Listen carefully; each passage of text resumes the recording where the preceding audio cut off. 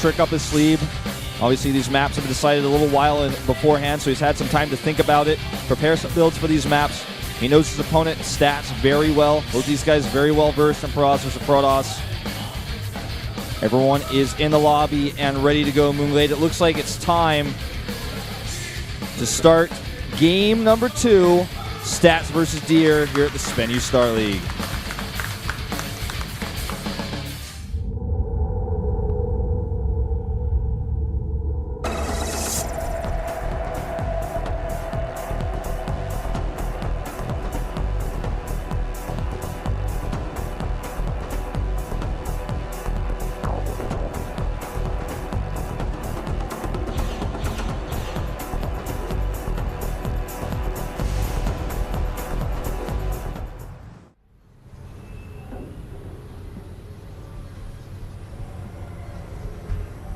In blue to the top left for KT Rolster and Stats. Up a game. Needs a pause. Uh-oh. He did raise his hand, I noticed. I noticed that too, actually. Yeah. Seems like he wasn't happy with something. He's like, it was too easy. It's like he didn't have enough stuff. Can you up the difficulty, please? It's like, I think, I wasn't sure, I wasn't checking, but I think I was getting 6 minerals per trip on my side of the map. Can I please put my HP bars to 80%? It's a sound issue, actually, by the sound of things. Oh, I like what you did there.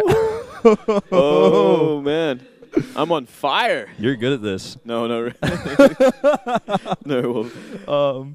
Well, you know, it's funny because this is the kind of issue to where I could see him raising his hand at the end of the game because he's like, well, I just win this. I don't need sound. Yeah, I guess I'll deal with this later. He just won without sound. It's like, well, I don't want to do this again. You know, this is actually too hard. I'd rather just enjoy my games. And Deer, as we look at him, he's not looking too happy. Bit of pressure on him. And Stats didn't actually make his first pylon yet, which is kind of concerning because this unpause might actually mess with him a little bit. Deer already has his first pylon queued up. Just something to keep in mind. I mean, he might actually end up being a few seconds off here. Well, he is going to, like, he's already got 115 minerals, so he has missed it by quite a margin at this point. Yeah. But, you know, maybe he'll still play on anyway. It's not the biggest of deals. He might get his first, his 11th probe just a little bit later. Yeah, it's just like he paused at the exact time. He typed PP when he would have been making a pylon normally, so he's kind of in this like awkward position where he's just doesn't have it yet. Just looking at the screen there for a second. So yeah. Oh, we are going to restart it by the looks of things. He's going to have to reboot his computer by the sound of things. I'm going to keep going with that. Yeah. We keep hearing it in my headset, and I'll keep saying it like that. It's like you just somehow get this information from some cosmic force. I'm just listening to the casters down there, and I can understand exactly what they're saying. It's like, it seems like he ate tuna for breakfast by the sound of things. By the sound of his stomach growling right now. It didn't go down really well at all. The mayonnaise was off. And, trying to read this sign backwards, but I can't. And there's also a bar in my way. Something about Kanata, though. Fair enough. I don't know exactly what the story was there. Yeah. Well, there's always something about Kanata going on, actually. Yeah, it's one of the big things here at Pro League and Star League. Everyone loves to tease him. He's a funny guy. He's definitely a funny guy. He's a cheeky one as well. You know. The best thing today was when he asked you if you were in Korean, like if you were hungry or full, or whether you ate, and you knew the answer, you know. And then and he was like, "What? You don't know that?" And I was like, "No, he knows, of course." Then I asked him the same question in English, and he couldn't answer. Yeah. And I was like, "I got you, Kanata. I got you, man." Like I knew exactly what he said. And, like I thought I responded the right way. But you did. You did. He was just like. He's trolling, man. He's a troll, man. I gotta stop pressing the English on this kid. Yeah, you should. This little dong sang of mine, man. Speak fast to him the same way he does to you. I think he'll like it. Yeah. He always calls me young as well. He's like, "Oh, young." Yeah. I think I'm the only one of us that's older than him. Yeah, for sure. Yeah. I think I'm a dinosaur, man. I think he's 26. Yeah, I'm older than him. I'm 24. Yeah, you're in Western age. You're way too young. I'm way too young. I'm just a little kid still. Yeah. I came here when I was 20, believe it or not. That's like hard for me to even fathom. That's crazy, fathom. Man. Yeah, you grew up here. Yeah, this is my home. Yeah, that's crazy. It's been a fun ride. I've definitely enjoyed every step of the way. Yeah. Starcraft bringing me here. Starcraft, man. You grew up on Starcraft. It's also It's kind of a crazy thing to even think about or try to describe to people, especially people who don't know like StarCraft that well. Even other esports scenes, like I'm like, yeah, I've been doing StarCraft for 4 years. Like, isn't that dead game? I'm like, no, I've been here for 4 years. Not in Korea, you know, not yet. It's very alive, and I'm sure it's got a while longer, especially with Legacy of the Void coming out. And we'll see if Legacy does well with those grenades in there with the Reaper. We might have to do some tweaking on that. Oh my god! I heard they neutered the Ravager. Well, I actually haven't been playing Legacy of the Void in quite a while now. Well, neither have I, because there's not enough people in it. There's no one playing it anymore, and I mean, my job is completely Heart of the Swarm, so I'm like, well, I mean, I can dabble in it a little bit, but I'd rather just stay on track with what I'm working for and stuff. A few days ago, I went to log in and play a game, and the first game took me 3.5 minutes or 4 minutes to find an opponent. Then I got somebody who was just, no offense to the guy, he was just not that good. And it was not even fun. It didn't last very long. I pressured him, and he died. And then I was like, okay, well, I'll queue up and hit another one. It was like 4.5 minutes, and I just canceled. I was like, I guess I got to play Heart of the Swarm and do something else because it's just taking too long. Yeah. They need more people. Invite more people to that beta, please. Yeah, well, and get on there and play it, guys. Those of you who do have it, don't make those other people sad. I still want people to play Heart of the Swarm, though. You know, it's still going to be around for a while. You know, I'm sure it's going to be here most of the year. So let's keep at it for now. Yeah, I mean, it's definitely, there's a lot more people playing the beta than play like the PTRs. I think we can all agree on that. Oh yeah. I don't know if anyone ever played. I didn't even know what a PTR is, man. Like, I don't even know. Well, it looks like we are back in the game. Yep, looks like we're about to start it up. Both players are ready to go. Yep, and a few seconds before the pause, too, so you can even make his pylon on time. Oh, that's perfect, yeah. We'll be in it in just a sec, guys. Like, watch this, I'm like, whoosh, transition that in. Go into the game. There we go. Just like that, man. We did it so perfectly. You just got to point at the camera, and while we do the wave, like, the producers get it. They got it. They're on our side here. So, pylon's still a little bit awkwardly timed here, but it's all fine. It's all good. It's fine. Yeah. It's okay. It's not going to make much of a difference unless, like half a second on the Stalker makes the difference in this game. Probably not. That'd be awkward. He asked for another rematch. I don't know if we can start all the way back there again, Stats. Well, this map is a 3-player map. Important to note that the Watchtower is not very all-encompassing. It does control the middle of the map, but there's a bunch of different ways you can go about circumventing that. We see proxies a lot of the time, proxy stargates on those little high ground ridges. You can see that are kind of in like a triforce in the middle of the map. Something we definitely could see. I feel like out of Deer, most likely, in this series. I think Deer would be the one to mix things up a little bit more as we see that probe already go into the map. And is it going to be a scout or is it going to be a proxy is the question. That is the question. We do oftentimes see probes just hidden very early for proxies. It looks like just a probe scout, though. At least for now. Could always turn it into a proxy, make a probe. Exactly. I mean, it can get scout one position, and then he knows exactly where Stats is going to be, so he knows where to put that proxy as well. Exactly. Turns out a pretty early cyber. Everything's kind of lining up for it. Same time, Stats finally getting a probe on the map. Go Deer!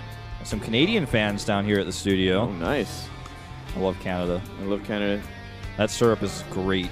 Oh, yeah. It's so good. Maple syrup is the best. Oh, it's delicious. Best syrup world. I'd love to go to Canada one day. Me too. You know, it's funny because living in the States, you think a lot of more Americans would visit Canada, but we actually really don't as much as you would think, and I haven't been. Always wanted to go. I hear they leave their doors unlocked in Canada. I want to try that out. Just have some random Aussie come in. G'day! I just wanted to test the doors. Where's the syrup, eh? Where's the syrup, mate?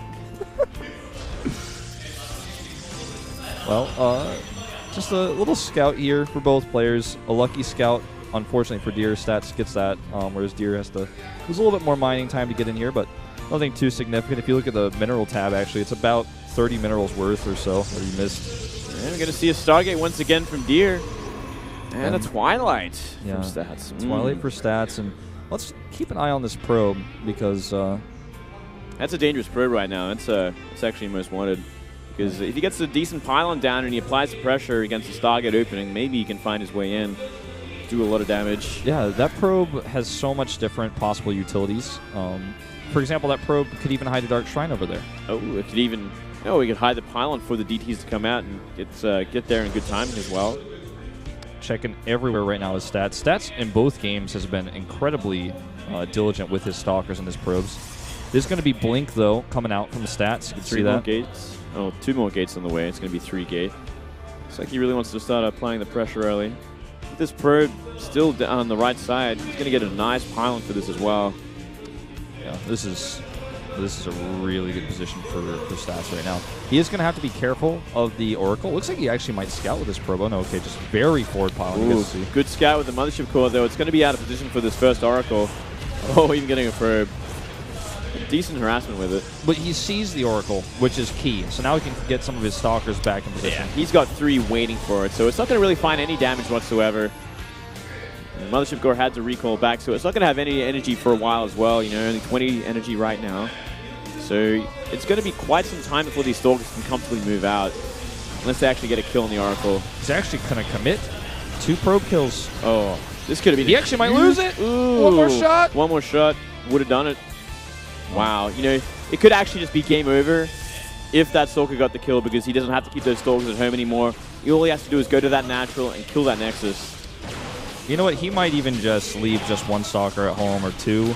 The other big problem here is that Mothership Core for Deer already used the Photon Overcharge against a Mothership Core. That's actually a great point. I'm glad you bring that up, because it means he can actually just wail on this Nexus. He could actually so long. Kill it. I don't think there's any way around. Well, okay, as I said, our mole comes out. That could be the way in, but still, it's going to be a lot of Stalkers with Blink down here. Yeah, I actually don't think the Immortal can really fight this with the next round of Warp-ins. He's going to need his second Immortal. If he tries to fight this, the Stalkers will just blink on it. There you go. Yeah. And he blinks right on top of it. Guardian He's actually Shield. taking some losses, though. Yeah, Guardian Shield helped out so much in that. And it's at half health. He's going to have to wait for more Stalkers to come down. He needs those 3 Stalkers from his main base, but he's still so afraid of this Oracle. Oh, okay. Shields popped here now, but you know what? He actually stays too long, and he doesn't get it. And now there's 2 Immortals. Soon to be a 3rd. Oh, yeah. I don't actually I think he lost his window.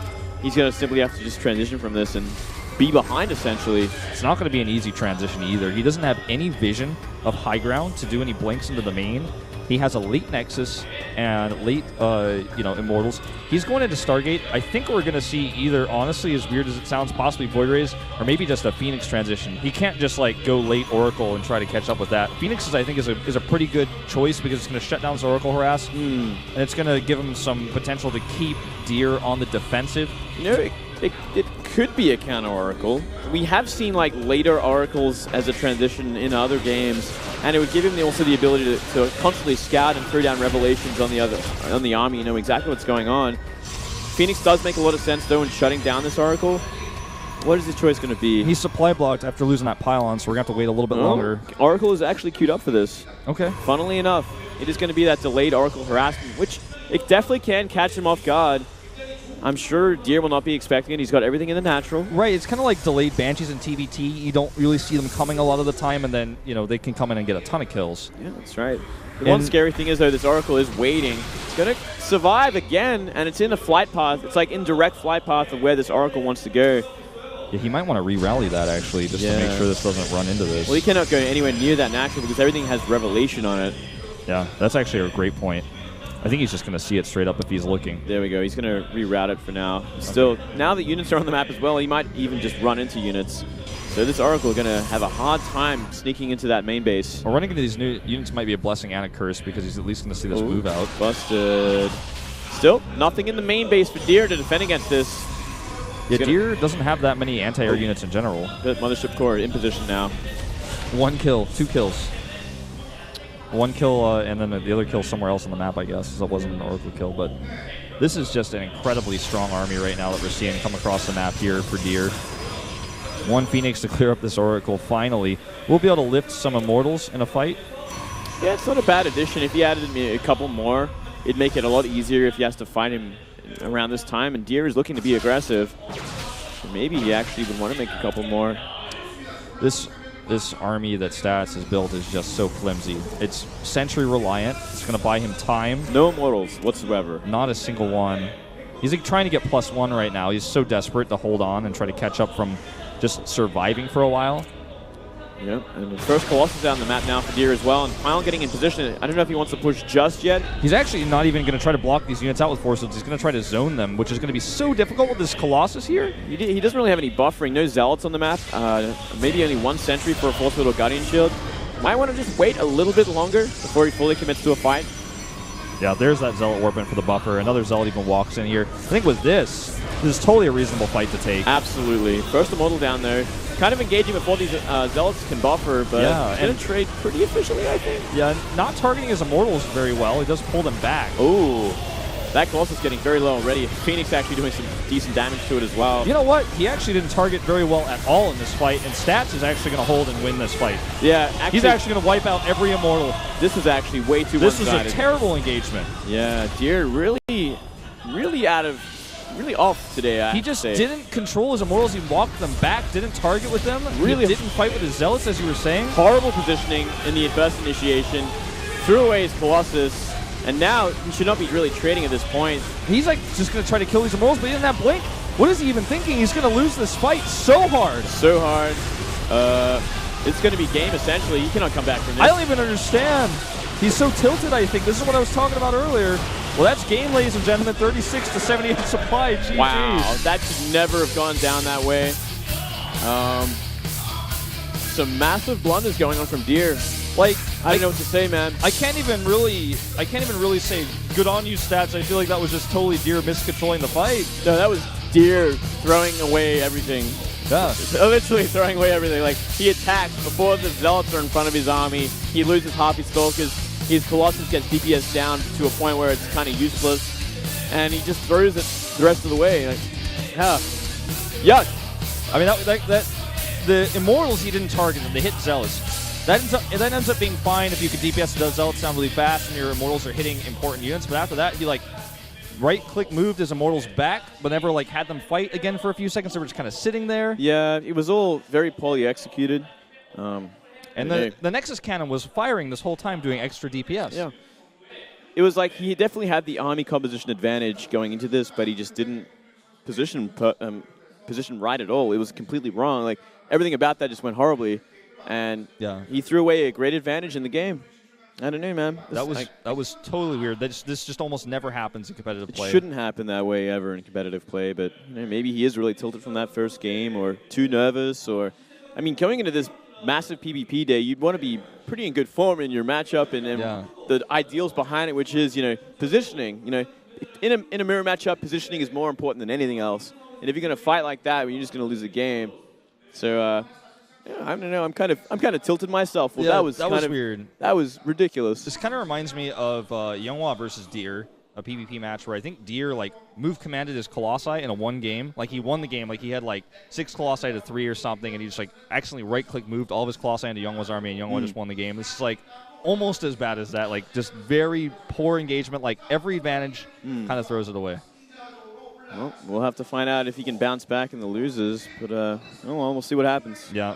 Coming up next, we're going to have our next PvP after a 7-minute break, guys. We'll be right back.